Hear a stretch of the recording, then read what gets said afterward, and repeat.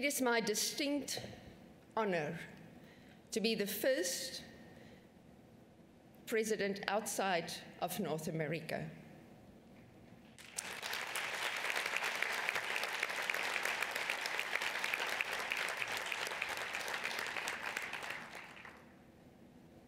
Sigma Theta Tau.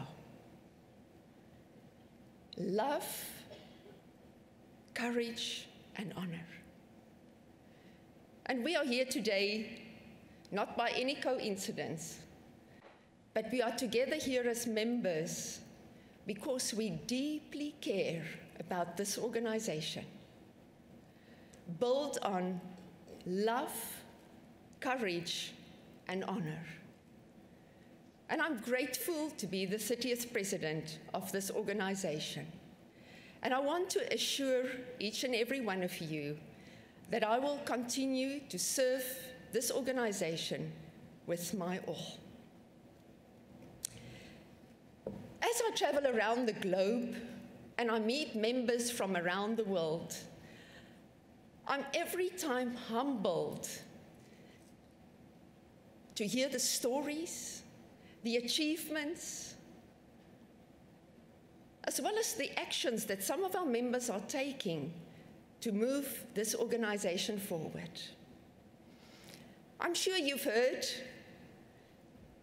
from the video and from my introduction that I'm a relative newcomer in this organization, and I'm sharing that today especially because of our newer members in the organization. I was very fortunate to attend the first biennial convention exactly this biennium 10 years ago. And it was hosted in Toronto, and that's where it all started. So intrigued by this organization and the way that business is conducted because of the foundation of love, courage, and honor. However, in an ever-competing global environment that we face today, it is very evident that there's this constant demands to re-engineer, to reposition, to reinvest, to all of these re's that is expected of us. Repositioning, where are we moving as an organization? If we look at the prefix re from the Latin, I wasn't surprised to see that that actually means again, and again, and again.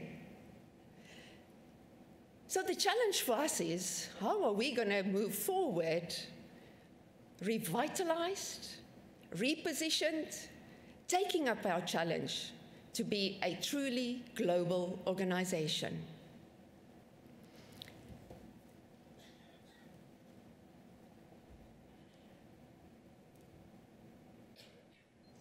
I have taken a bit of a different stance in preparing the presidential call to action.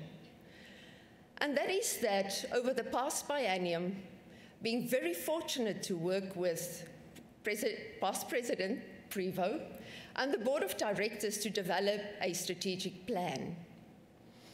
And this strategic plan will become a framework of our work for the next 3 to 5 years.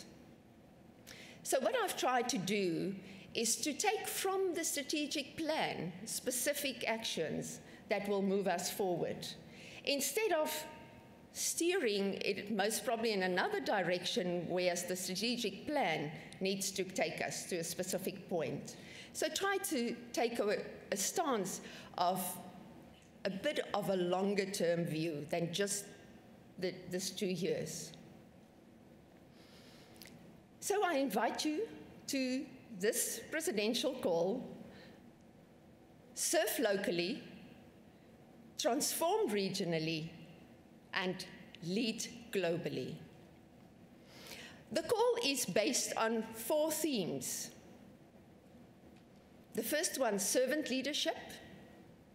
Secondly, connectedness, transformation, and lastly, gratitude. And I want to share with you how I believe that we can move forward with these 4 themes in the next biennium, or this biennium, and contributing to our strategic plan. The first theme, servant leadership. My conviction is rather an old style when I think of servant leadership.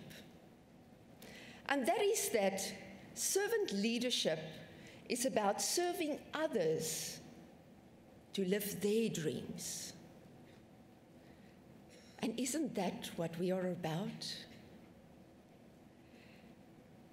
It's demonstrated constantly through servant leadership by selfless service, compassion, and having a heart, which I believe at the end is what we are all about. Nurses having a heart. If we look at leadership and how it's developed over time, it's very evident that as we move forward with all the challenges that are facing us globally, and I'm not just talking our organization, talking the global community, it is very clear that relationships are critical. That embracing each other and our diversity is important as we move forward. So you might say, yes, this sounds like, oh, okay, having a heart, showing compassion, which is why we are here. So, Sigma has been positioned over the last, how many years? And specifically over the last 20 years, focusing on advancing leadership and leadership development. And using that as a core to move forward is critical in how we will show our servant leadership. Leadership service equals that we recognize that humans, people, are our most important resource. The reality is, Sigma cannot do anything without you, the members. Each and every one is so important in this chain of moving forward, serving the organization, serving our communities. So the challenge is to lead, to serve from wherever we are. And I believe this is possible, that we can do it through civilization, community building, and the development of others. And let me share some of the thoughts that I have around this. I just need to.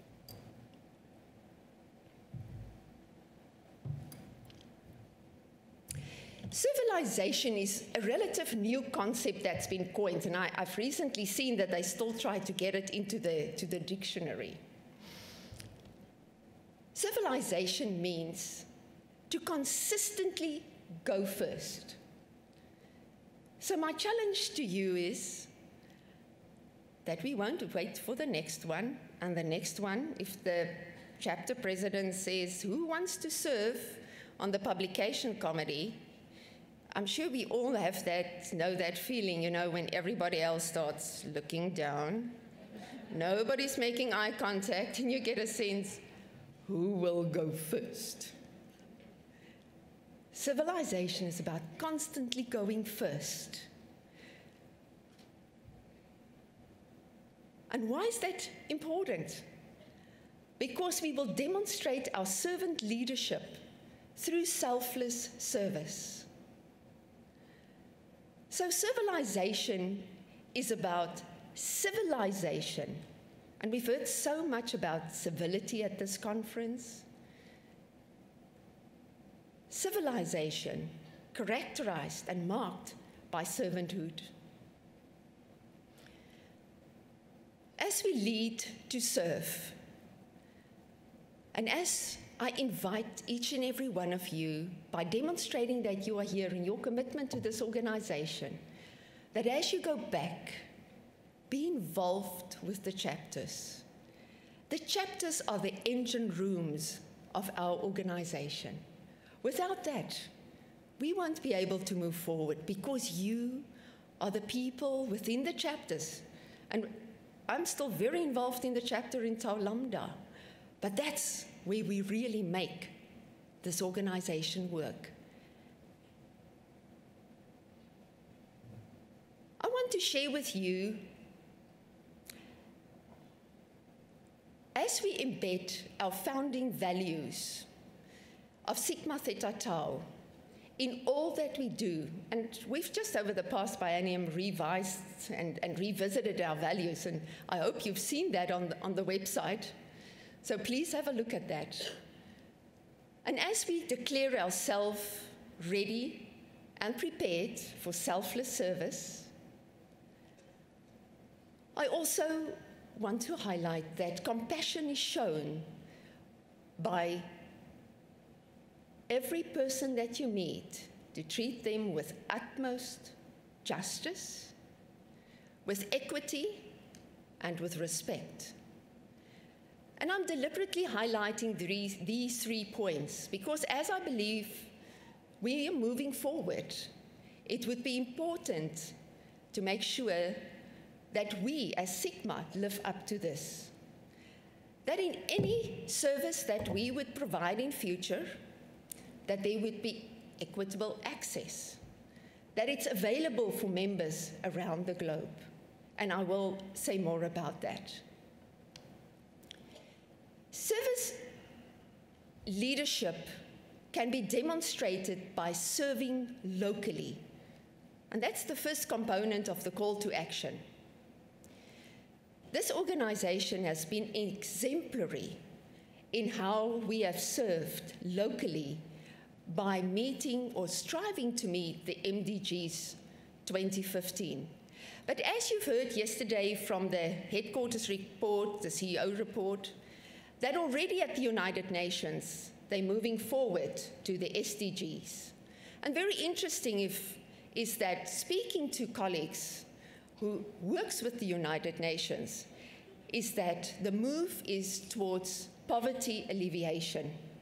That will be the focus. So the challenge for us will be, how do we link health to that? And how are we going to move forward?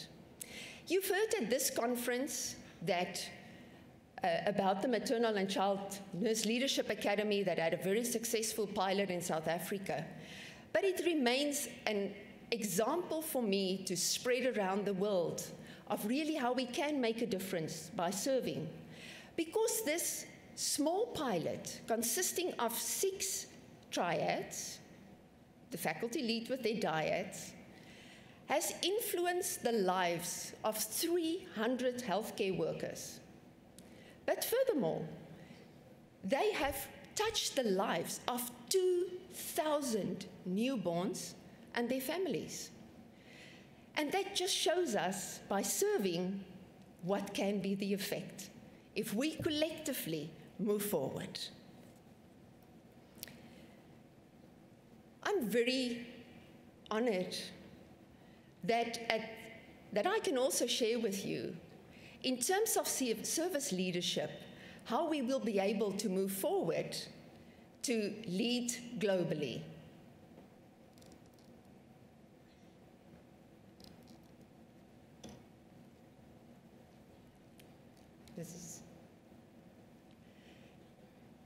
I want to thank Past President Suzanne Prevost for her leadership over the past 2 bienniums, or the past biennium, past 2 years, in guiding the board of directors, working with our global consultant in developing a vision and mission that will take us forward. And the vision of Sigma, and I'm sure you've seen the pamphlets, get yourself one. As we move out of this House of Delegates today, the vision is to be the global organization of choice. And how are we going to do this? Through our mission of advancing world health and celebrating nursing excellence in scholarship, leadership, and service. Let's give the previous board a round of applause for the work that they've done. Thanks.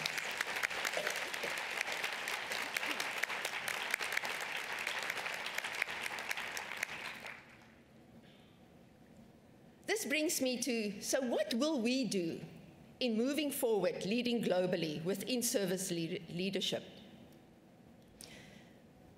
One of the initiatives that we have already put together is the Global Advisory Panel on the Future of Nursing.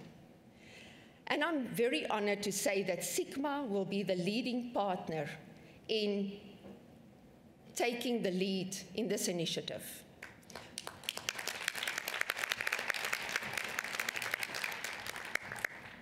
We are constituting GAPFON, inviting 20 global nurse leaders from very prominent nursing organizations around the world, and we will convene for the first time March next year in Basel, Switzerland. And the purpose will be to establish a global voice and vision for nursing.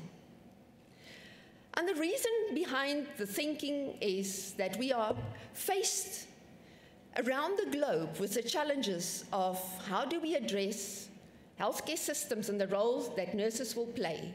What will be the agenda for nursing for the future as we see that disease profiles are changing? So our specific objective right after the first meeting will be to identify those key issues. We will develop an action plan, and right after that, prioritize of how we move forward. So this is not something that we will come up at the end of the biennium, but it's work that will start immediately. And then we will make sure these global nurses represents the global regions of the world. And we will then make sure that we will get to each of the regions to get your input in terms of how do we move the action plan forward within the regions. In terms of sustainability, we believe that the sustainability will come after this biennium when hopefully GAPFON will be constituted as a global commission to move nursing forward. I really want to thank Dr. Pat Thompson, the two directors at STTI, Dr. Joanne McGlown and Dr. Cynthia.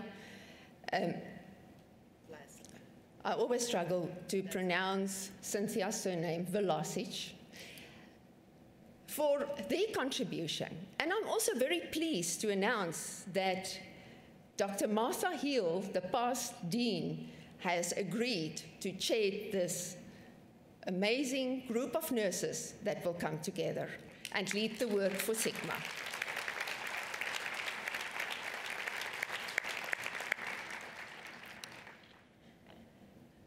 The second initiative that I'm very pleased to share with you today is work that has been done by the Leadership Institute based at headquarters. And it's the Global Nurse Executive Leadership Institute. This institute has its genesis derived directly from the vision and the mission of STTI, and that is that we want to advance the world's health, but also to be the global organization of choice. And to play that role on a global level, this institute will be launched in 2014. And the objectives will be specifically to develop and position nurses, nurse leaders, as well as healthcare leaders, that will be able, after they've gone through this leadership academy, to advance global health and to take up the demands of their top positions within ministries of health, and health departments. It will also prepare corporate nurses to lead successfully, to take up these global health business ventures. And the third one is that healthcare consultants, nurse consultants, will be able to effectively meet the global healthcare needs that are emerging today. And I want to invite you to please keep out watching the space if you want to be part of this very new, exciting development in terms of establishing the first Global Nurse Executive Leadership Institute for Sigma. And let me share and give you a sneak preview of the examples of the content that a group of extremely competent consultants has put together working with Cynthia. You see there the status of healthcare globally, healthcare systems, global partner development. And we will celebrate the projects that will emanate from this initiative every year at the International Nursing Research Conference of Sigma. Thanks, Cynthia, and your team for driving this. I'm sure that all members will be very proud of this initiative. Servant leadership, and to move forward with these international initiatives, will imply nothing or require nothing less of us as our best thinking, best practices, and of course, optimal utilization of the resources. Because we need to ensure that there's a discernible return on investment. As we continue our work in servant leadership, I invite all members to diligently continue to focus on the MDGs 2015 and the work that you've been doing. Because I'm sure you've realized that 2015 is only 14 months away. Scary. 14 months away, and we want to meet the targets of the MDG. So my final comment about servant leadership comes from one of my heroes, Martin Luther King Jr. Very coincidental that it's exactly 50 years this year that he had his speech on the steps of the Lincoln Memorial of saying, "I have a dream." And he says, everybody can be great because everybody can serve. You don't need a college degree. You need a heart full of grace and a soul generated by love. And I invite you to embrace this as we move forward in embracing service leadership in this biennium. Connectedness is the second theme. In my native country in South Africa, we speak of Ubuntu. Have you heard about that term? Ubuntu. Say so nicely, it's so soft on the tongue. It's a Nguni word, and it speaks about the essence of our human being. And the essence of our human being is about this interconnectedness, that you can't be a person without others around you. You can't be a person in isolation. It's people around us that make us who we are. Desmond Tutu is one of those people who epitomizes Ubuntu and shows that a person is a person through others. So in terms of connectedness, I want to thank my connections around the world for being part of my work and supporting me to this day. I specifically highlighted the name of Dan Peshut because it was 10 years ago right after the first biennium that I attended, and Dan, somewhere you need to tell me in future, what is it that triggered it? But right after I got back, at that point in time, I was working at the University of Alberta in Canada. And right after the convention, when I got to my office, the one day I saw the email, and Dan invited me to serve on an international committee.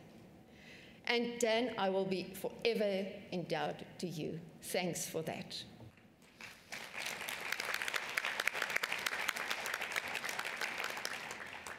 I also want to thank Martha Hill and Trish Davidson from Johns Hopkins University, who has sponsored the president-elect reception this week.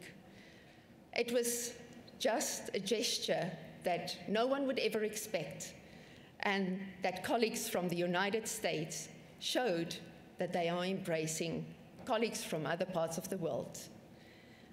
Also want to thank Lillian Douglas, who's been a mentor for me over the last 10 years, and I'm sure many of you know about and have met Lillian in the past. Also want to thank my Africa colleagues and my national network, specifically my colleagues from Fundisa. Both my bosses are here, the chair and the vice chair. And so they will keep me on the straight and narrow in the next 2 years. And I'm honored to have you with me, Mavis and Pinky. Also the colleagues from UWC, Northwest University, where I do work with them on research, and my colleagues from the Democratic Nursing Association, who was here this week. I want to say, Africa, Tau Lambda, you rock.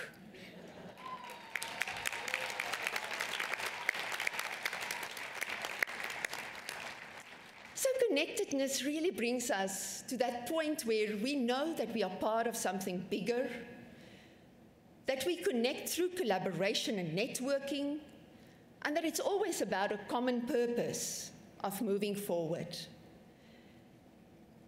I've heard at this convention several people saying that how can we connect more? Sigma provides us with wonderful technology platforms to move forward on that.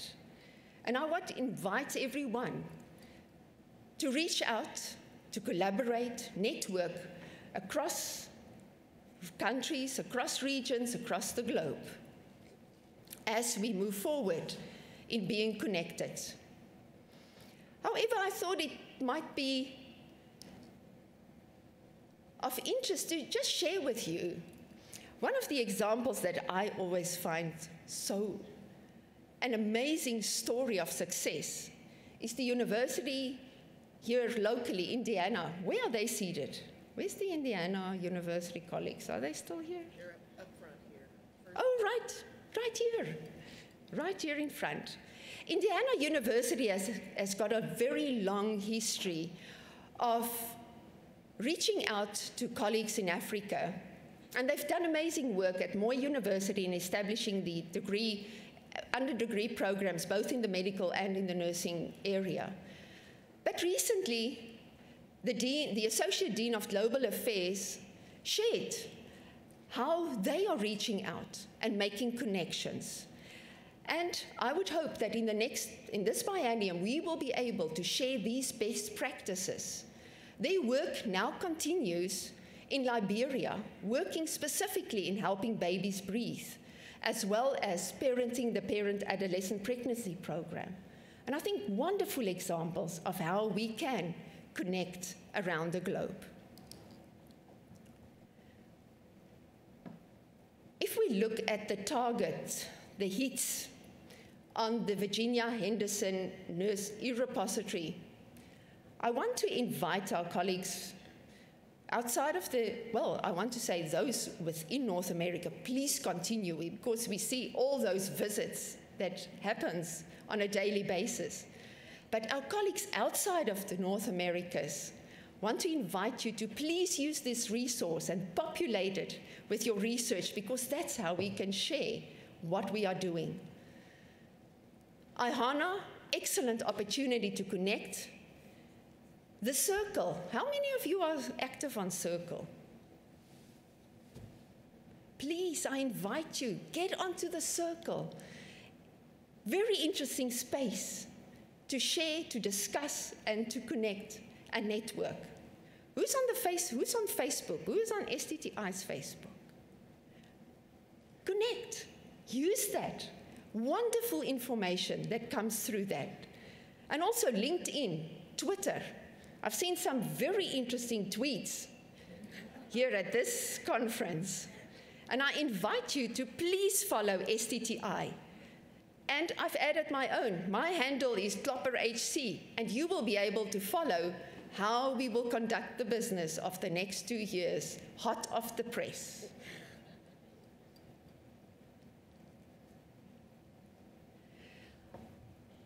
The other points of where we will be able to connect is the International Nursing Research Congress, the Europe Conference. It's still open for abstract submission. And then our next STTI convention in Las Vegas. And don't they say what happens in Vegas stays in Vegas? And I now ask that the team share with you where our next convention will take us.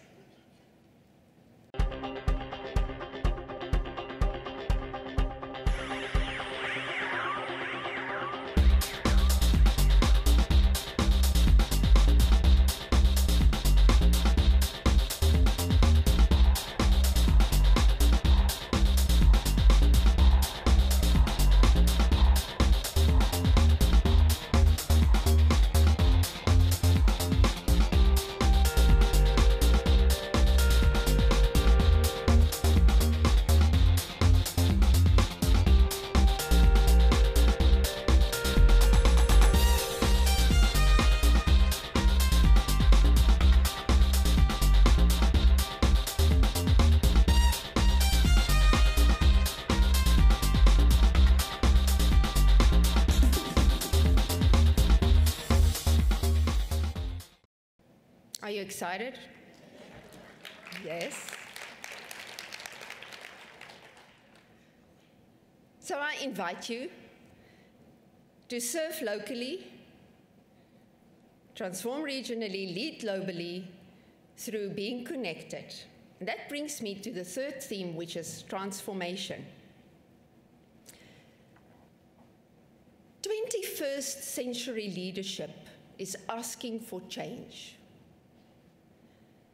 And not just change in how we do it, but in terms of a change of character, to take up the challenges of the global, rapid changing environment that we are experiencing. However, I want to highlight that as we move forward in understanding how regions can play a much more dominant role, that the service principles of this organization will remain. And that is to be member-centered. It will be about local relevance. And then how do we apply that within regions? Ram Charan, in his book, Global Tilt, says the world has tilted. The economic center has shifted. What does this mean for Sigma? Why am I sharing this with you? I'm sure when you listen to any feedback on economic development around the world and the financial status, the BRICS countries and the SIVAT countries' names constantly comes up. The BRICS being those developing economies that are growing so rapidly, including Brazil, Russia, India, China, South Africa. The SIVAT countries being Colombia, Indonesia, Vietnam, Egypt, Turkey, making huge differences to how we understand the global world in terms of finances. Let me share an example with you in terms of the global tilt that has happened. that I don't always think we follow as nurses. In 1990, not that long ago, 1990, the United States of America owed China $10 billion for imports.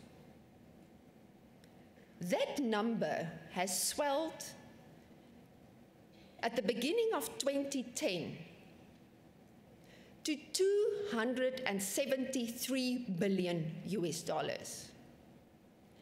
And all predictions shows that within the next 18 months, that same number will grow to almost $1 billion.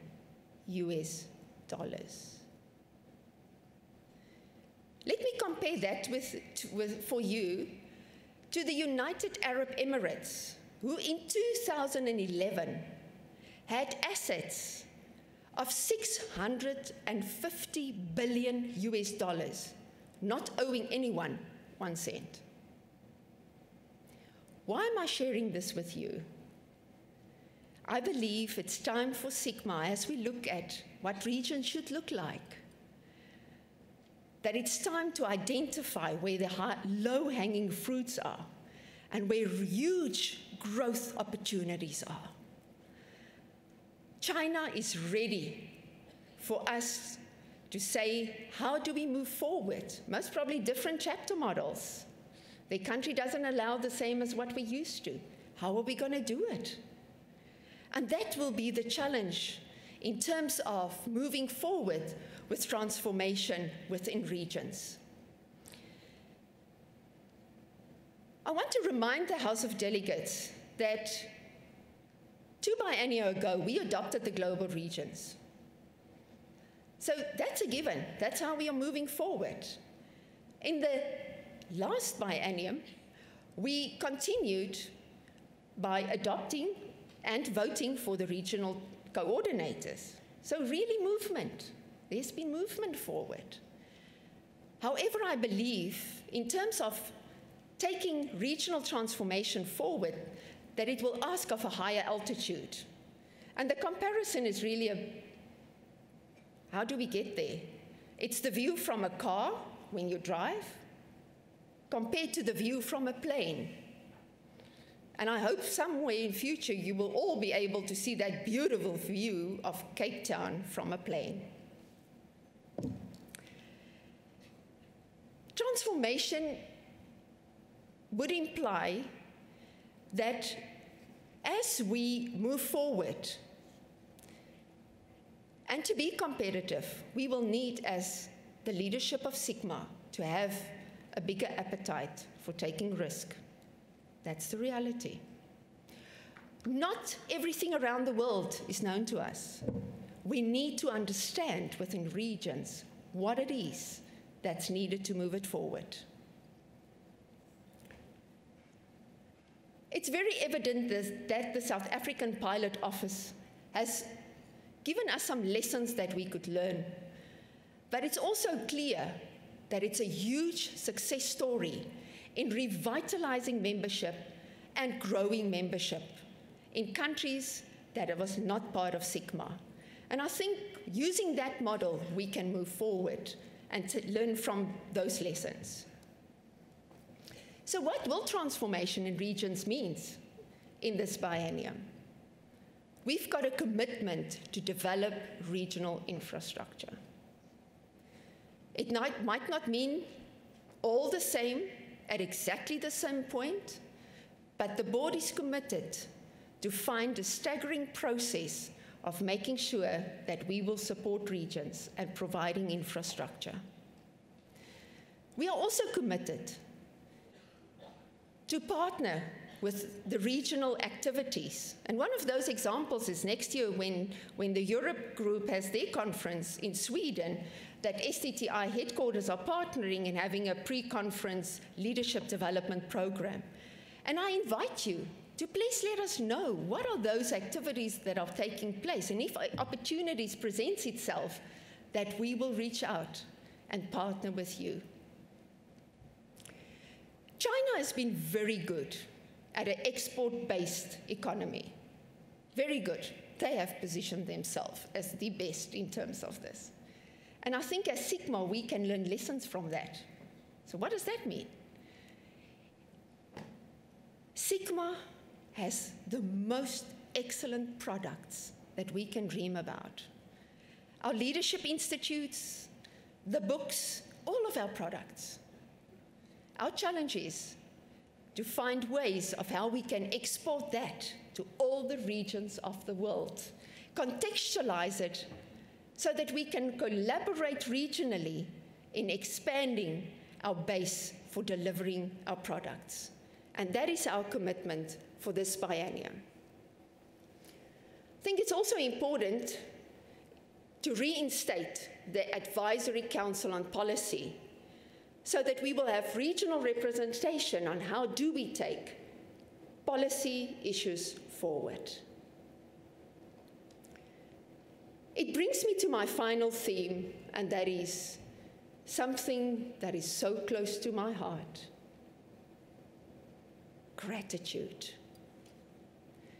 I believe we are nurses because of this. And we are serving to show gratitude.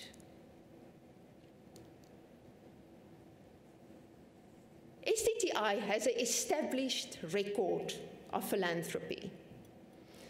And it was very interesting when I first became involved as a volunteer for the foundation that how it's done in North America is not known to others around the world. It's not the same type of culture that exists. And part of that challenge is to understand how do we move forward and building those cultures of philanthropy amongst nurses in all regions of the world.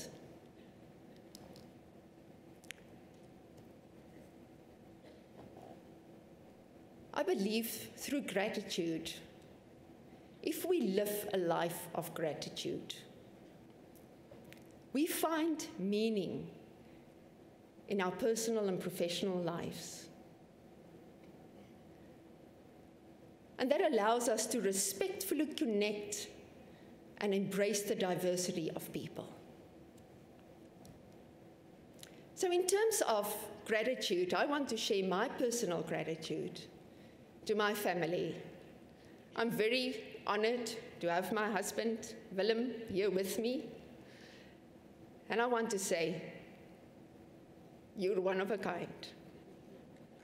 Thanks.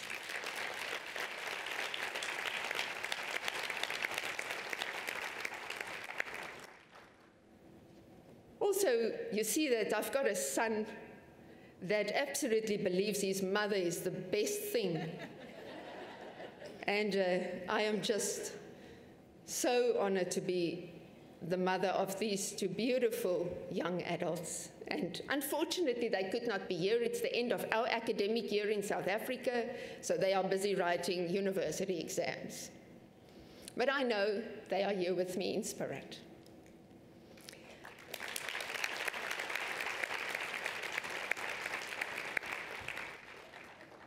You've seen my professional circle and colleagues around the globe.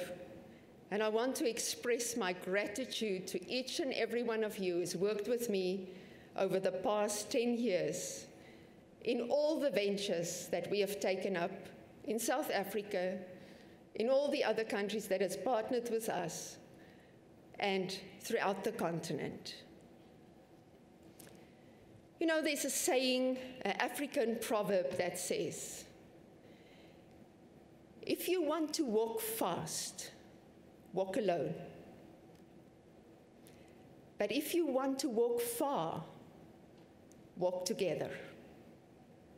And these colleagues have really been holding my hand and walking with me, and I owe you thanks.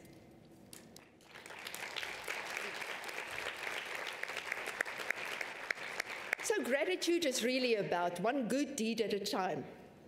And I'm sure you've all seen the movie, Pay It Forward. That really says so much of how each and every one of us can become part of what I invite you today, a tsunami of pay it forward, so that we can start building what I believe a legacy. You know, legacy is great, but the unfortunate thing is people you don't hear it, do you know that? You'll be departed to better places, hopefully, when people say, she's left a legacy. So I want to challenge us, start leaving a legacy. While you're here, make that difference. So, I think it's time for some action. Putting our gratitude into action. So, as of next year, every year on the 5th of October, which is our Founders' Day, you are invited to celebrate it as a day of gratitude. How will we do this?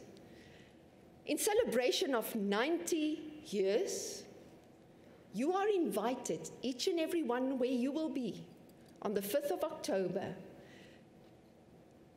to deliver 90 minutes of service.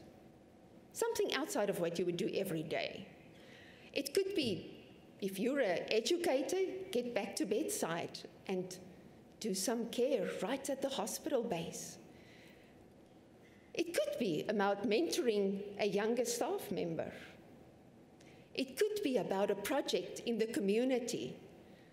And I invite chapters to take up this challenge and see how you and members will be able to embrace 90 minutes of selfless service on the 5th of October annually.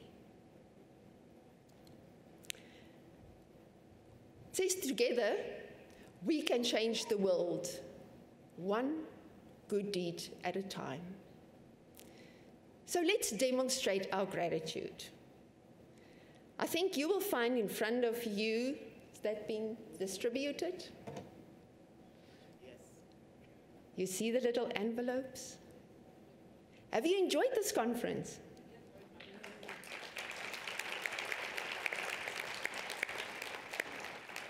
It's been a great convention.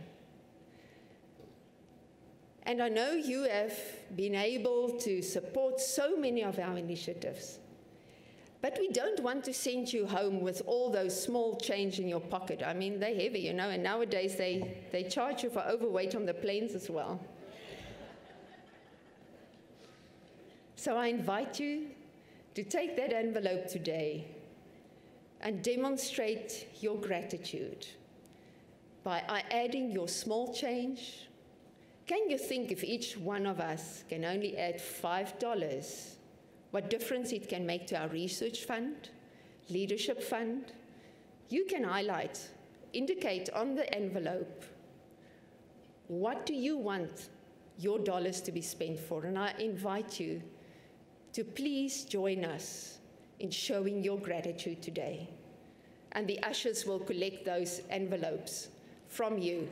We actually put boxes at the door. Oh, there's boxes at the door. So as you leave later, please add those envelopes to the boxes. And I want to say, if you have much, give us your wealth. But if you have little, remember to give us your heart through gratitude. So STTI's strength is really in diversity, and I believe that we can show our gratitude by celebrating our diversity. Because as we learn from one another around the globe, it gives us tolerance, and it also gives us new perspectives, and it enriches our lives.